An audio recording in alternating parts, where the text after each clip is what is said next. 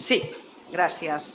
El Pla de Barris ha pogut incidir en diferents barris amb renda mitjana més baixa, des d'una perspectiva tant socioeducativa com en projectes urbanístics, però també educatius, emocionals i socials. I un d'aquests projectes és el Concilia,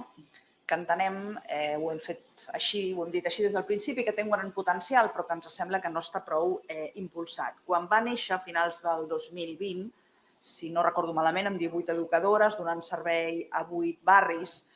es va presentar no com un servei que naixés per ser estructural, sinó temporal i pal·liatiu per la situació econòmica i social derivada de la Covid. En diferents ocasions nosaltres hem demanat, ho vam fer en el marc de la negociació dels pressupostos de l'any 21, ampliar aquest servei a tots els barris amb una renda familiar disponible igual o inferior a la mitja de la ciutat, començant per aquells que la tenen inferior. En aquell moment l'al·legació se'ns va denegar, en canvi el mes de gener d'enguany el govern ens va acceptar un prec on demanàvem garantir la continuïtat del Concilia per tot l'any 2021 i anar-lo implementant progressivament als barris amb renda familiar disponible inferior a la mitjana de la ciutat. El 8 de març, la tinent d'alcalde, vostè, feia una roda de premsa a valoració del projecte i aportava dades molt interessants. Ens van semblar molt interessants perquè reconeixia que el servei s'havia fidelitzat, efectivament, que la majoria d'usuàries eren dones monoparentals, no la totalitat, també famílies amb poca xarxa, i que feien una utilització mitjana de 3 cops al mes al servei. Aquest motiu laboral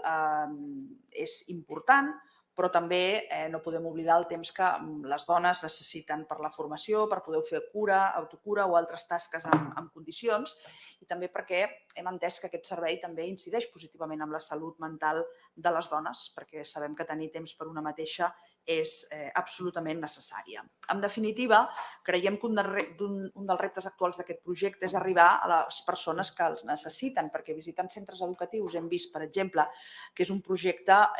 desconegut, fins i tot en barris on existeix el projecte, i per això ens semblava que una campanya de comunicació, és a dir, de difusió, podria ser molt interessant. Parlem dels centres educatius perquè, en definitiva, són els equipaments que tenen més contacte amb les famílies que poden necessitar aquest servei. També a les bressol hem vist que el projecte comença a oferir atenció 0-3, però segurament estaria bé anar més enllà. En definitiva, avui el que proposem és que el Concilia pugui esdevenir un projecte estructural, que estigui present a tots els barris amb una renda inferior a la mitja de la ciutat i que aquesta informació pugui arribar als centres educatius d'infantil i de primària i a les escoles bressol municipals. Voldríem agrair l'esmena del grup d'Esquerra, que ens demanava afegir els recursos perquè hi ha una dificultat d'accés evident per la bretxa digital i idiomàtica per part d'aquestes famílies. És evident que això enriqueix la proposició, entenem, però també agraïm la voluntat del govern que ens ha demanat que aquest creixement sigui de manera paulatina i progressiva, cosa que entenem perfectament i, per tant, l'acceptem. Gràcies.